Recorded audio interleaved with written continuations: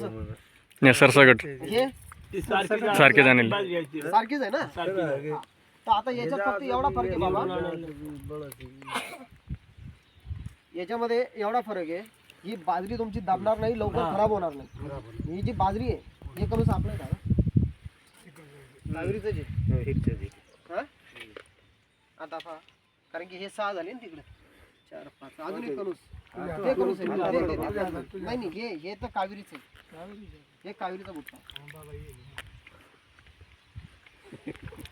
किती झाले रे 6 झाले ना, हे 5 झाले हो ना. कमीत कमी एका कणसाचा फरक पडतोय. म्हणजे जर कधी तुम्ही 10 कणस घेतले तर 5 मागं एकाच आहे, 6 मागं एक कणूस इकडे आपलं कमी आहे, 10 घेतले 2 कणस. कमीत कमी तुमचा उत्पादनामध्ये 10 ते 15% फरक काय आहे? हा. दुसरी गोष्ट, बाजरी तुम्ही पहा उभा आहे प्लॉट. आता हाईट वाढली, त्याची का वाढली माहिती का? मागच्या वर्षी बाजरीची होती नाही आपण दिलेली, ही कमरापर्यंत डोक्यापर्यंत अशी होती.